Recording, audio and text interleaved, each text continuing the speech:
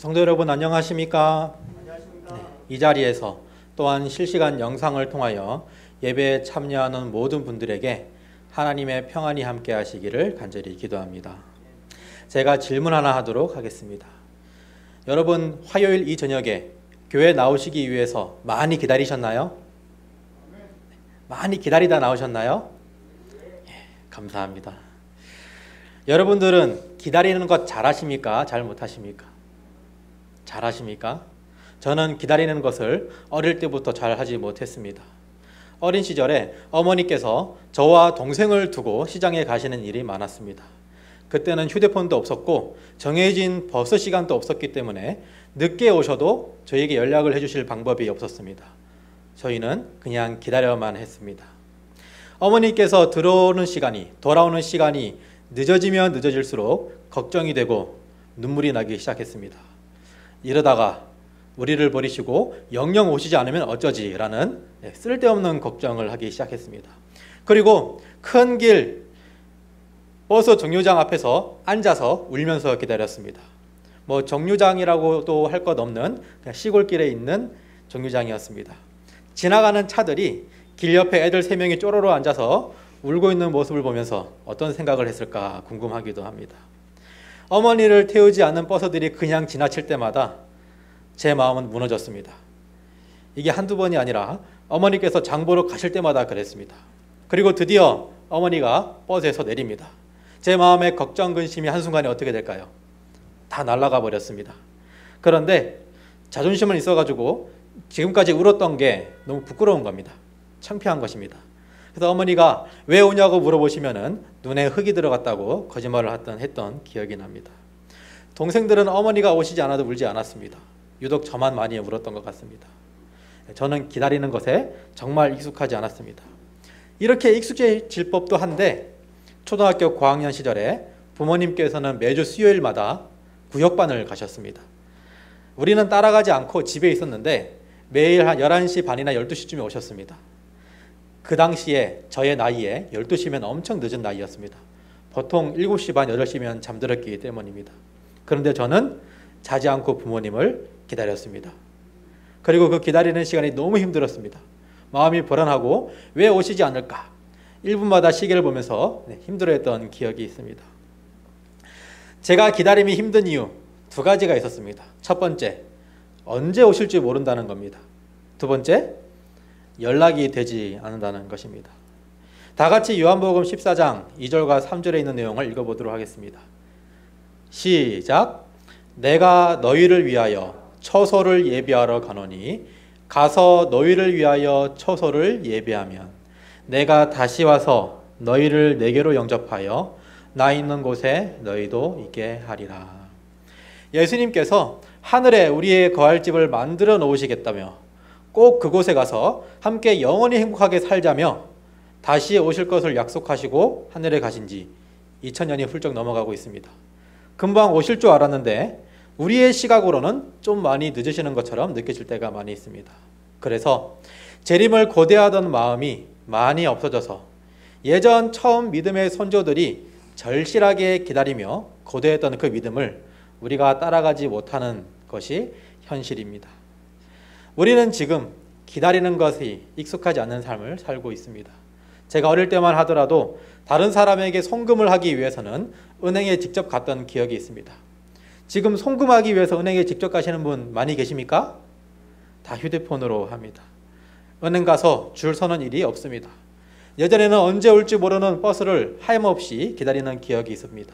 그런데 지금은 휴대폰으로 버스 위치를 실시간으로 검색을 해서 1분 전에 나가 있으면 기다리지 않고 버스를 타는 세상에 우리가 살고 있습니다. 기다림이 우리의 일상에서 사라지면서 우리의 신앙생활에서도 기다림이 사라져가고 있는 것 같습니다. 그렇지만 우리 신앙생활에서까지 기다림이 사라지면 안 됩니다. 이제 정말 오실 때가 다 된 것 같은데 그래도 기다리기가 너무 힘이 듭니다. 언제 오실지 날짜는 아니더라도 연도만 알 수 있으면, 그리고 예수님과 직접 만나서 대면하여 대화할 수만 있더라면 편하련만. 여러분들은 어떻게 예수님을 기다리고 계십니까? 여러분들은 무엇을 하며 예수님을 기다리고 있습니까? 다시 한번 질문하겠습니다. 여러분들은 어떻게 재림을 기다리고 계신가요? 그리고 무엇을 하며 예수님의 재림을 기다리십니까? 시편 27편 14절입니다. 너는 여호와를 기다릴지어다. 강하고 담대하며 여호와를 기다릴지어다. 담대하게 기다리는 우리 모두가 되기를 간절히 바라겠습니다. 오늘 우리는 성경 말씀을 통해 기다리는 법을 함께 알아보고자 합니다. 기다림에도 자세가 필요합니다. 우리가 재림을 기다리는 재림교인으로서 기다리는 자세를 함께 알아보고자 합니다. 다 같이 누가복음 2장 25절에서 32절을 읽도록 하겠습니다. 누가복음 2장 25절에서 32절입니다. 제가 홀수절을 읽으면 여러분들께서는 짝수절을 읽어주시기를 바라겠습니다. 누가복음 2장 25절입니다. 예루살렘에 시몬이라 하는 사람이 있으니 이 사람은 의롭고 경건하며 이스라엘의 위로를 기다리는 자라. 성령이 그 위에 계시더라. 보기 전에는 죽지 아니라 하는 성령의 지시를 받았더니 성령의 감동으로 성전에 들어가매 마침 부모가 율법의 관례대로 행하고자 하여 그 아이 예수를 데리고 오는지라. 시몬이 아기를 안고 하나님을 찬송하여 이르되 주제여 이제는 말씀하신 대로 종을 평안히 놓아주시는도다. 내 눈이 주의 구원을 보았사오니 이는 만민 앞에 예비하신 것이요 이방을 비추는 빛이요 주의 백성 이스라엘의 영광이니이다 하니. 성경에서는 두 가지 기다림에 대해서 이야기를 합니다. 성경은 기다림의 역사라고 할 수 있습니다. 구약 성경은 이 땅에 오실 메시아 그리스도의 초림을 기다리며 신약 성경은 이 땅에 오셨으며 지금은 하늘에 계신 예수 그리스도의 재림을 기다립니다. 오늘의 등장인물 시므온은 그리스도의 초림을 기다리는 사람이었습니다. 메시아의 초림을 기다렸던 믿음의 손조 시므온의 행실을 보면은 예수님의 재림을 기다리고 있는 우리에게 큰 가르침을 주고 있습니다. 우리가 어떻게 기다려야 하는가? 첫 번째, 열렬히 기다려야 합니다. 누가복음 2장 25절을 제가 쉬운 말 성경으로 다시 한번 읽겠습니다. 당시 예루살렘에는 시몬이라는 사람이 살고 있었다. 그는 의롭고 경건한 사람으로 이스라엘의 구원을 간절히 고대하고 있었다. 그는 항상 성령이 충만한 상태였다. 제가 서두에 여러분들에게 질문을 드렸습니다. 예수님의 재림을 어떻게 기다리고 계신가요? 우리가 기다림을 생각하면은 아무것도 하지 않는 것을 떠올리기가 쉽습니다. 제 아들 한결이에게 가장 힘들어하는 말 무엇이냐면 기다려입니다. 맛있는 음식을 주기 전에 잠시 기다려라는 말을 하면은 참지 못합니다. 본능적으로 손이 왔다 갔다 합니다. 결의에게 기다림이란 무엇입니까? 아무것도 하지 않고 가만히 참는 겁니다. 우리는 예수님을 어떻게 기다리고 있습니까? 어떻게 예수님의 재림을 기다리고 있습니까? 아무 노력도 하지 않은 채 그저 시간이 흘러가는 것을 보며 언젠가는 예수님께서 오시겠지라는 마음을 가지고 그냥 기다리고 계시지는 않으신가요? 시대의 소망 55페이지입니다. 이 겸손한 경배자들은 예언을 헛되이 연구하지 않았다.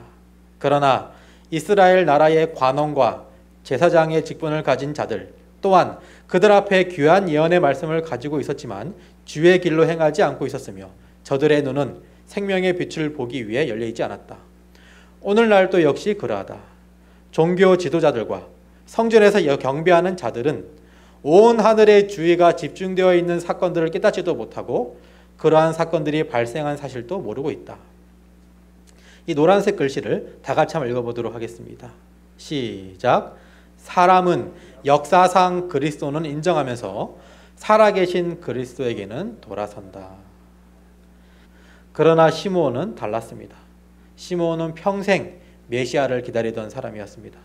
구약 성경의 예언을 연구하며 성경이 말한 메시아를 실제적으로 기다리던 사람이었습니다. 먼 훗날 예언이라고 생각하는 것이 아니라 오늘 그의 삶에 나타나는 메시아의 징조들을 쫓던 사람이었습니다. 당장 오늘이라도 이루어질 수 있는 예언이라고 믿었습니다. 그렇게 평생을 살아왔습니다. 영감의 글에도 우리에게 열렬하게 주님을 기다리라고 이야기하고 있습니다. 교회 증언 5권 456페이지입니다. 하나님께서 마지막 때에 어떠한 일이 일어날 것을 보여주심으로 그분의 백성들이 반대와 분노의 폭풍을 대항하여 설 준비를 갖출 수 있게 하신다. 그들 앞에 놓여있는 사건들에 대하여 경고를 받은 자들은 다가오는 폭풍을 조용히 기다리면서 주님께서 환난의 날에 그분의 성실한 백성들을 보호해 주실 것이라고 스스로 위로해서는 안 된다. 우리는 게으르게 기다림으로서가 아니라 흔들리지 않은 믿음으로 열렬하게 활동함으로 주님을 기다리고 있는 사람처럼 되어야 한다. 그냥 가만히 기다리는 것이 아니라 열렬하게 무엇함으로 기다리라고요? 활동함으로. 열렬하게 활동함으로 주님을 기다리라고 이야기하고 있습니다. 재림을 먼 미래에 나의 세대가 아닌 다음 세대에 있는 것으로 생각하며 그냥 막연하게 기다리는 것이 아니라 예수님의 재림을 그저 성경에 있는 기록으로, 예수님의 살아계심을 그냥 성경에 있는 그 문자적 살아계심으로 믿고 있는 것이 아니라 오늘날 나에게 역사하시며 하늘에 계시며 나의 죄를 위하여 십자가에서 못 박히고 계시며 나를 위하여 죽으신 그 예수님의 재림을 믿으시는 우리 모두가 되었으면 좋겠습니다. 우리의 기다림은 막연한 기다림이 아닙니다. 흔들리지 않고 믿음을 가지고 하나님의 말씀을 열정적으로 탐구함으로 재림을 기다리는 시간이 은혜의 시간이 되기를 간절히 바라겠습니다. 우리가 기다림의 자세, 두 번째, 성령과 함께하는 삶을 살아야 합니다. 시므온은 항상 성령 충만한 삶을 우리에게 보여주고 있습니다. 성령의 지시를 받는 사람이었으며 성령과 함께하는 사람이었습니다. 그토록 기다리던 메시아를 만나는 모든 과정에 성령이 빠지지 않았습니다. 누가복음 2장 25절에서 27절을 보면은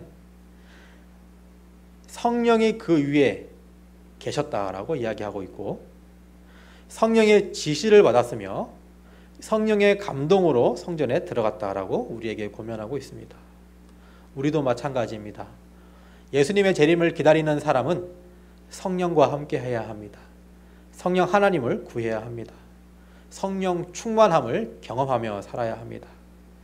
예수님께서는 우리에게 성령 하나님을 보내주실 것이라고 말씀하셨고 아버지, 아들 하나님은 성령 하나님을 통하여 지금 우리와 함께 역사하고 계십니다. 지금 이 자리에도 성령 하나님께서 우리와 함께 계십니다. 우리는 성령 충만을 받아야 합니다.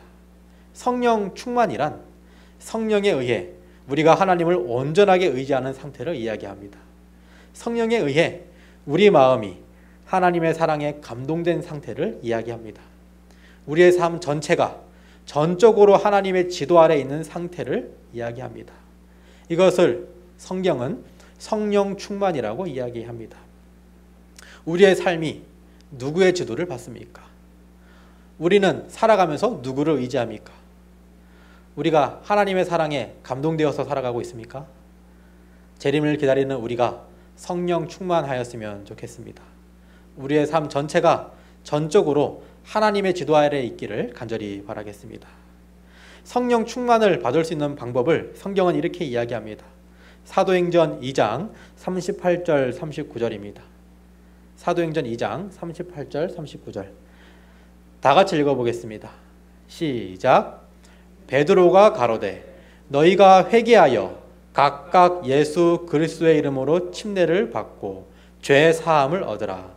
그리하면 성령을 선물로 받으리니 이 약속은 너희와 너희 자녀와 모든 먼데 사람 곧 우리 주 우리 하나님이 얼마든지 부르시는 자들에게 하신 것이라. 죄 사함을 얻으라. 침례를 받고 죄 사함을 얻으라. 그리하면 성령을 무엇으로 받으리니? 선물로 받으리니.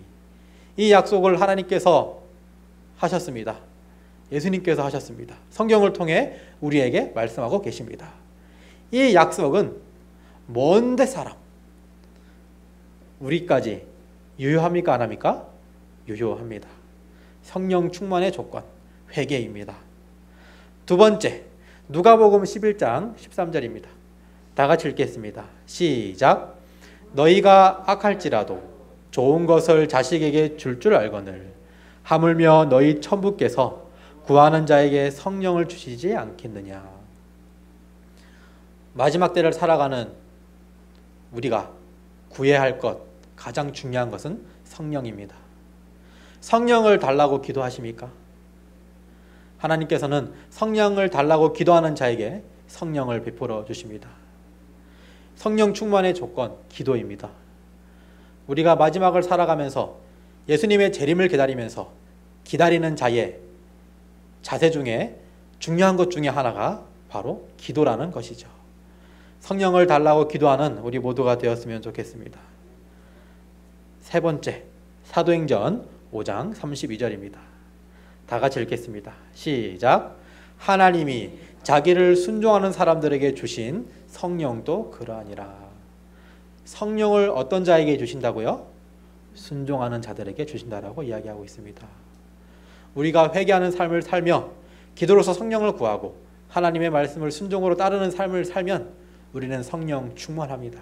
그리고 그 성령 충만의 자세가 바로 기다리는 자의 자세, 예수님의 재림을 고대하는 자의 자세, 재림교인의 자세라는 것을 꼭 기억하시기를 바라겠습니다. 마지막으로 우리의 기다림은 행복한 기다림이라는 것입니다. 누군가를 그리고 무엇인가를 기다린다는 것은 기다릴 사람조차 없거나 기다릴 사건조차 없는 경우를 생각하면 그 자체만으로 충분히 복된 일입니다. 성령과 함께 하는 삶을 살면서 생전에 메시아를 볼 것이라는 약속을 가지고 행복한 기다림으로 살아갔던 시몬의 삶은 절대 불행할 수 없는 삶이었을 것입니다. 오히려 저는 행복한 삶이었을 것이라고 생각됩니다. 불확실한 것을 기다리는 것만큼 고통스러운 것은 없습니다. 우리는 지금 코로나 바이러스로부터 벗어나지 못하고 있습니다. 이 기다림이 불확실한 기다림이기 때문에 더 힘든 것 같습니다. 예를 들어서 날씨가 따뜻해지면 나아질 것이다. 3개월 후면 괜찮아질 것이다. 아니면 좀 길더라도 6개월만 참으면 괜찮아질 것이다. 아니면 백신이 만들어졌다 라는 확실한 지표가 있으면 그래도 기다릴 수 있을 것 같은데 언제 괜찮아질 줄 모르는 현실 속에서 더 큰 위험이 올 것이라는 공포감 속에서 살기 때문에 이 기다림이 더 힘든 것 같습니다. 그렇지만 우리는 이 코로나 바이러스 너머에 있는 확실한 재림을 믿고 있는 재림교인입니다. 이러한 상황 속에서도 우리는 웃을 수 있습니다. 희망을 이야기할 수 있습니다. 우리가 기다리는 재림은 불확실한 기다림이 아니기 때문입니다. 정말 확실한 기다림이며 우리는 확실한 소망을 가지고 살아가고 있습니다. 옆에 계신 분들에게 인사하겠습니다. 기쁘게 재림을 기다립시다. 재림은 확실합니다. 예. 여러분, 신앙생활 하면서 걱정 많이 하지 마시고 이런 어려움 속에서도 행복하게 신앙생활 하시기를 바라겠습니다. 이 모든 어려움 넘어 확실한 재림이 있기 때문입니다. 열심히 성경과 예언을 연구하시기를 바라겠습니다. 그래서 성경과 예언을 연구함으로 더욱더 재림을 갈망하는 재림교인이 되시기를 바라겠습니다. 성령 충만을 경험함으로 재림을 준비하는 36부산병원이 되시기를 간절히 바라겠습니다. 올바른 기다림의 자세를 가지고 세월을 견딤으로 메시아 예수 그리스도를 만났던 시몬의 경험이 우리의 역사가 되기를 간절히 바라며 말씀을 마치도록 하겠습니다.